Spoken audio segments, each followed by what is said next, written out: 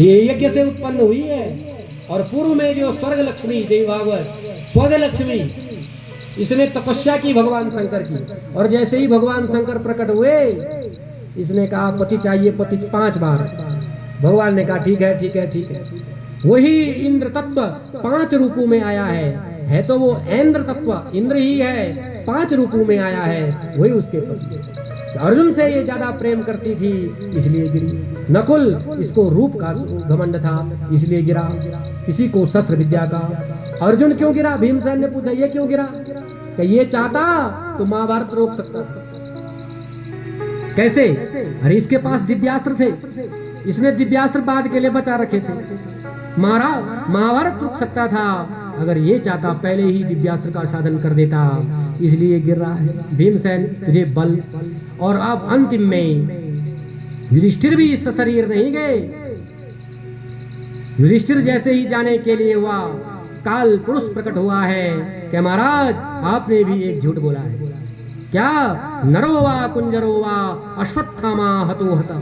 नर हो या कुंजर हो, पर अश्वत्थामा नाम का मरा, ये झूठ है। इसलिए प्रजा नाम की नदी में स्नान किया है, तब जाकर धर्मराज युधिष्ठिर गए हैं। इस प्रकार पांडवों का स्वर्गारोहण हुआ है। इधर परीक्षित जी महाराज राजा बने, अपने राज्य में घूमने लगे हैं। बहुत समय तक जब घूमते हैं तो बड़ा लोग प्रशंसा करते हैं। अब करे भी, लोग प्रशंसा करते हैं, वाह अरे क्या सौभाग्यशाली है ये परीक्षित। जैसे ही किसी नगर में जाते हैं ना, तो वहां के बुजुर्ग लोग कहते हैं वाह बेटा हमारा राजा तू है। पता है तुझे तेरे पूर्वज कैसे थे? अरे भगवान तेरे पूर्वजों के लिए सारथी बन जाते थे।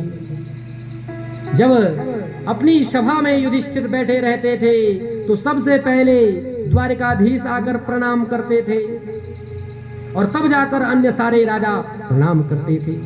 जब तेरे युधिष्ठिर जी महाराज अपने सिंहासन से उतरने के लिए होते थे तो भगवान कृष्ण अपना कंधा लगाते थे, यहाँ से निकलिए।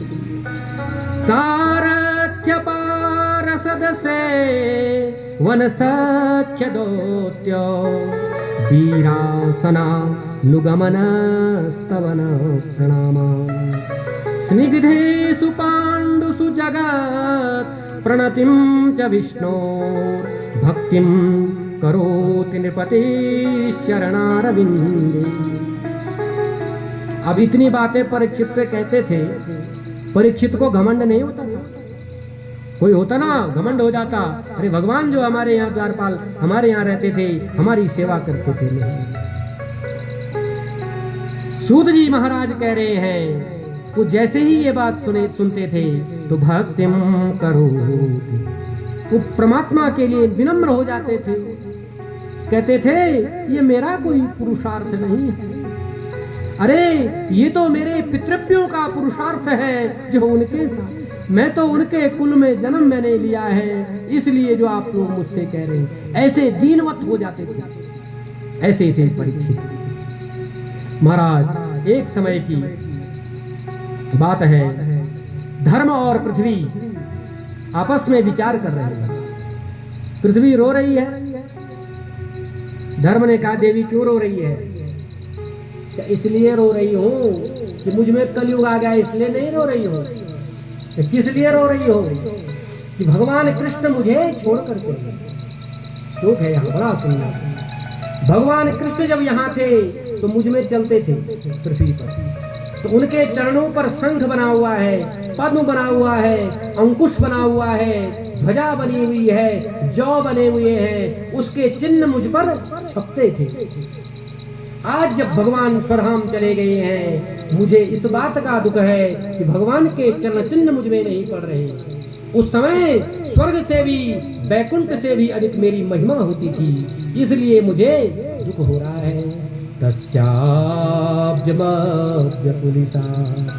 पुष्के तुकेते श्रीमत्पदे भगवतः समलंकृतांगी त्रीनात्यरोच उपला व्यददो विभूति लोकान् समां व्यसजो स्मृतिं तदन्ते। स्वर्ग से भी अधिक मेरी महिमा, वैकुंठ से भी अधिक मेरी महिमा होती है, इसलिए मैं दुखी हूँ। महाराज, तीनों युगों में सत्य, शौच, दया ये सब गुण रहते हैं, लेकिन कलयुग में सब समाप्त हो जाते हैं। धर्म केवल एक चरण में रहता है। श्रीमद् भागवत के अनुसार कलयुग में सत्य रूपी चरण है, और श्रीमद् देवी भागवत के अनुसार दान। अब दान मानो, दान भी खूब होता है और सत्यवादी भी है इस कलयुग में। तो सत्य और दान रूपी एक चरण जो है धर्म का इस कलयुग में रहता है। अब ये भी कथा है,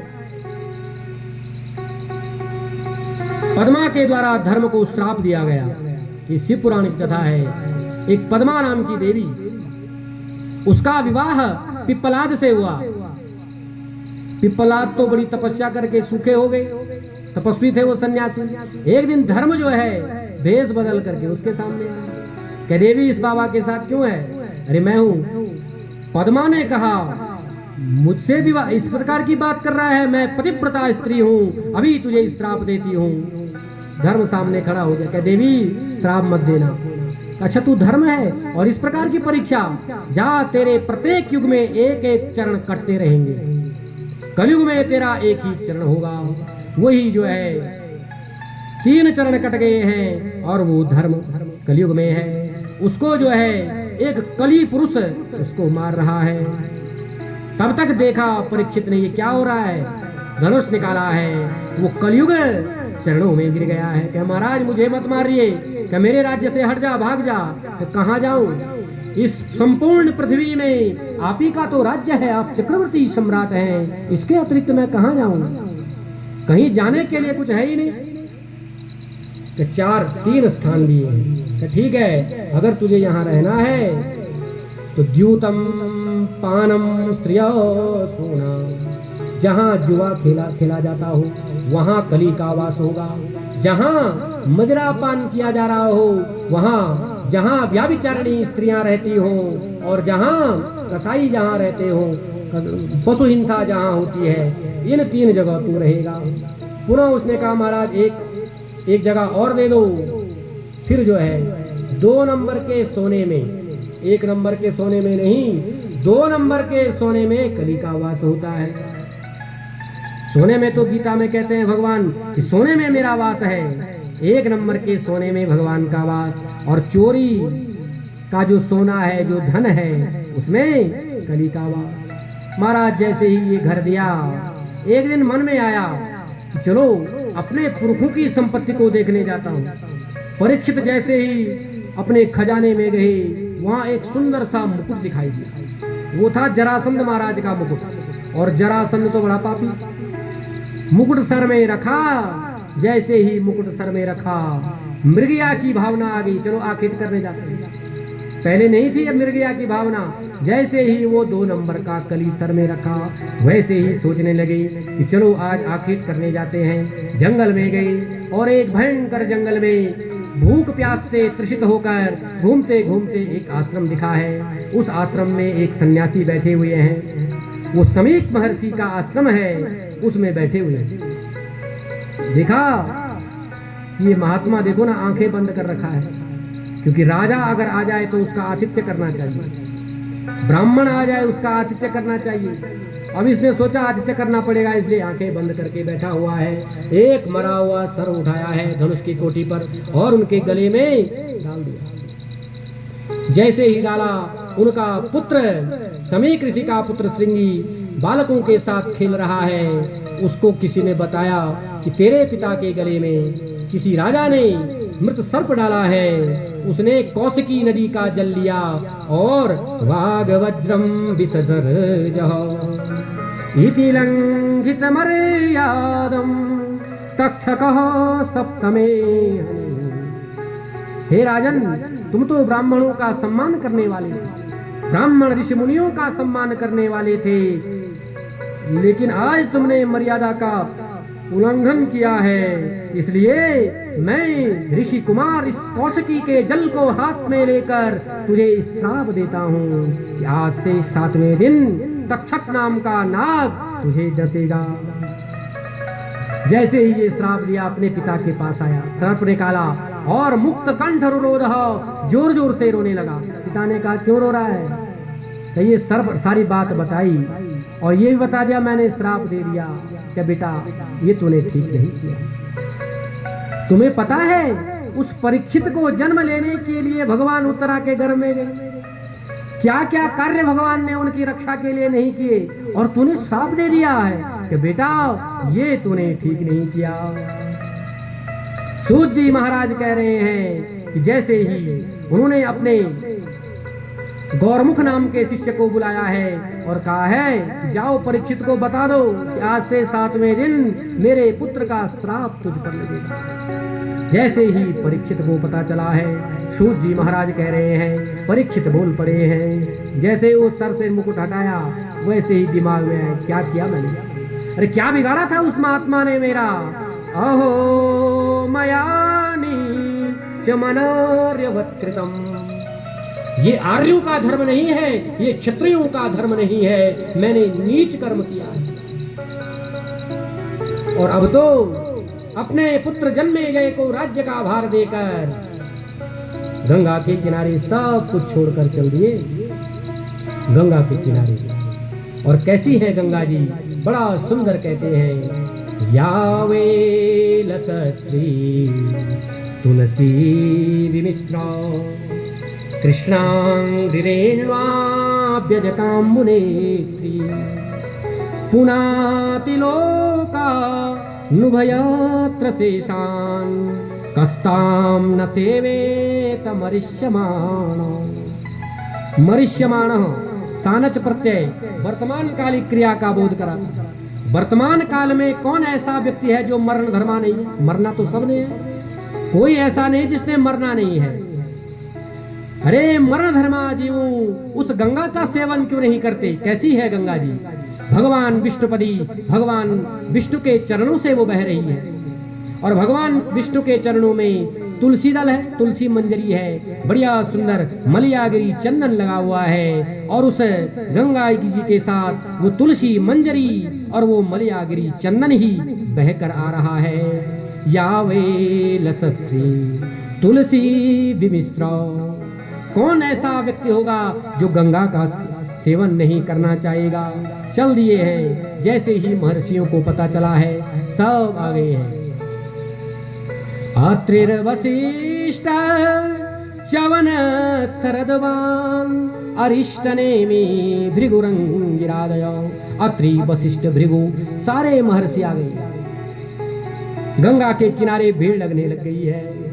चरणों में परीक्षित गिर गए हैं और बोल पड़े हैं कि प्रभु 7 दिन में मरने वाले को क्या करना चाहिए, कृपा कीजिए हमें बताइए। कि चिंता मत करो, हम जब तक यहाँ हैं तब तक, जब तक तुम यहाँ से गए नहीं तब तक हम तुम्हारे साथ हैं। और वास्तव में होता क्या है, कोई बीमारी लग जाए ना, जिस संसार को हम अपना माने बैठे हैं, होता क्या है, छोड़ देते हैं पलंग में। बेटा कहता है मैंने भी नौकरी पे जाना है, बेटी कहती है मेरा भी घरवार, पत्नी कहती है मैं भी तुम्हारे लिए यही थोड़ी ना पड़ी रहूंगी, पड़े रहो खाना दे दूंगी। यही तो स्थिति है। लेकिन धन्य है वो संत, उन्होंने क्या कहा, हे परीक्षित जब तक तक्षक नहीं आता, जब तक तू यहाँ से नहीं जाता, हम यहाँ चिमटा गाड़ के बैठे हुए हैं। सब के सब बैठे। एक ही प्रश्न किया कि मनुष्यमान व्यक्ति को क्या करना चाहिए। राजा कह रहा है द्विजोपसृष्ट कुहकस्तक्षको वा दशत्वलं गायत विष्णु गाथा। हे ऋषियों, जो ये तक्षक रूपी मेरा कर्म है ना, कर्म, तक्षक कोई बाहर से नहीं आएगा, ये कुहक मेरा बुरा कर्म ही तक्षक के रूप में मुझे मारेगा। जब तक वो तक्षक न आए तब तक आप विष्णु गाथा, भगवान कृष्ण की गाथाएं हमें सुनाइए। बैठ गए हैं। उदं मुखोदा क्षिणकूल आस्ते, उत्तर की ओर मुख करके दक्षिण दिशा में परीक्षित बैठ गए हैं। सारे महर्षि बैठ गए हैं। महाराज जैसे ही बैठे वैसे ही, अब कल्याण करना है ना, 7 ही दिन है, भगवान ही आएंगे। उसी समय जो है तत्रा भवत भगवान व्यासपुत्र यदिच्छया गामटमानो नपेक्षा अलक्षलिंगो निजलाभतुष्टो वृतस्य बालेरवधूतवेशो। तत्राभवत, उसी समय प्रकट हो गए भगवान ही व्यास पुत्र, भगवान ही व्यास पुत्र बनकर उसी समय वहां प्रकट हो गए हैं। अलक्षलिंगो, ऐसा तिलक भी नहीं लगाया हुआ है। अगर ऐसा तिलक लगाए थे तो शंकराचार्य को मानने वाले कहते ये हमारे संप्रदाय का, और धनुषाकार तिलक लगाते तो सैव लोग कहते कि हमको मानने वाला, बिंदी लगाते तो शाक्त लोग कहते ये तो शक्ति को मानने वाला है। अलक्षलिंगो, ऐसा लगाते तो वैष्णव कहते ये वैष्णव है, कोई चिन्ह नहीं है। अलक्षलिंगो निजलाभ तुष्टो वृतस्य बालेरवधूत वेश। 16 वर्षीय अवधूत का वेश है। सब लोगों ने प्रणाम किया। जैसे ही उनको महिलाएं देखती हैं, सुंदरियां, नगर की सुंदरियां देखती हैं, उनके उस दिव्य स्वरूप को देखकर वो मोहित हो जाती हैं, उनके पीछे पीछे जाने लगती हैं। जैसे ही छोटे छोटे बच्चे देखते हैं वो पागल बाबा कहकर उन पर पत्थर मारते हैं। महाराज, कोई मोहित हो रहा है, उन पर कोई प्रभाव नहीं, कोई धक्का मार रहा है, पत्थर मार रहा है, उनको उन पर कोई प्रभाव नहीं। ऐसे जो है शुकाचार्य जी महाराज प्रकट हुए हैं। बोल सुखदेव जी महाराज की प्रणाम तुमको, प्रणाम तुमको, प्रणाम तुमको, प्रणाम तुमको, शुकताल के बिहारी प्रणाम तुमको, शुकताल के बिहारी प्रणाम तुमको, प्रणाम तुमको, प्रणाम तुमको, प्रणाम तुमको, प्रणाम तुमको, शुकताल के बिहारी प्रणाम तुमको, शुकताल के बिहारी प्रणाम तुमको, प्रणाम तुमको, प्रणाम तुमको, प्रणाम तुमको, प्रणाम तुमको, दिव्य ब्रह्मचारी प्रणाम तुमको, दिव्य ब्रह्मचारी प्रणाम तुमको, ओ दिव्य ब्रह्मचारी प्रणाम तुमको, ओ दिव्य ब्रह्मचारी प्रणाम तुमको, श्यामल शरीर पर तेज अति भावे, श्यामल शरीर पर तेज अति भारी, दिव्य ब्रह्मचारी प्रणाम तुमको, दिव्य ब्रह्मचारी प्रणाम तुमको, प्रणाम तुमको, प्रणाम तुमको, प्रणाम तुमको, प्रणाम तुमको, ताल के बिहारी प्रणाम तुमको, शुकताल के बिहारी प्रणाम तुमको। बोल सुखदेव जी महाराज की जय हो। भगवान ही सुखदेव के रूप में प्रकट हुए। अस्त्र के द्वारा, ब्रह्मास्त्र के द्वारा जब ब्रह्मास्त्र छोड़ा गया परीक्षित के मारने के लिए, भगवान भी चक्र लेकर पहुंचे करोगे। और यहाँ ऋषि के द्वारा वाणी रूपी वज्र छोड़ा है तो पोथी लेकर पहुंच गए। महाराज जैसे ही आए हैं, कैसा स्वरूप है? दिगंबरम वस्त्रविकीर्ण केशम, दिगंबर है, कोई कपड़ा नहीं, और जो जटा है ना वो फैली हुई है, बड़ा सुंदर। प्रलंब बाहु, घुटने से नीचे हाथ है, लंबे लंबे बाहु। महाराज इतना सुंदर स्वरूप है, बड़ा सुंदर स्वरूप। जैसे ही आया देखा, बड़े बड़े साधु लोग खड़े हो गए उनको देखते। अब परीक्षित ने सोचा, देखो ना, व्यास जी, पराशर, भृगु आदि सारे इनके दादा परदादा सब खड़े हो रहे हैं, ये कोई साधारण बालक नहीं है। अरे और परीक्षित भी खड़ा हो गया। सविष्णुरातो अतिथया आगतायो तस्मै सपर्या शिरसा जहारो। उस अतिथि को आते हुए देखकर वो विष्णुरात जो परीक्षित रहे हैं, उन्होंने उनको प्रणाम किया है, आसन दिया है, बैठाया है। और महाराज जैसे ही बैठे वैसे ही उनसे प्रश्न किया है, क्या कि हे प्रभु अतः पृच्छामि संसिद्धिं योगिनां परमं गुरुं पुरुषस्येह यत्कार्यं म्रियमाणस्य सर्वथा। म्रियमाण व्यक्ति को क्या करना चाहिए, मरण धर्मा व्यक्ति को क्या करना चाहिए। और मरण धर्मा कौन सब है हमारे पास भी क्या है महाराज, 7 ही दिन है, 7 दिन से अतिरिक्त किसी के पास दिन नहीं। रवि सोम मंगल बुध बृहस्पति, इन्हीं में से एक दिन अपना है। ये कोई अपना प्रश्न नहीं है, ये सबका प्रश्न है। तो यही प्रश्न किया है और इसी के उत्तर में द्वितीय स्कंध प्रारंभ होता है। बोलो सुखदेव जी महाराज की जय हो।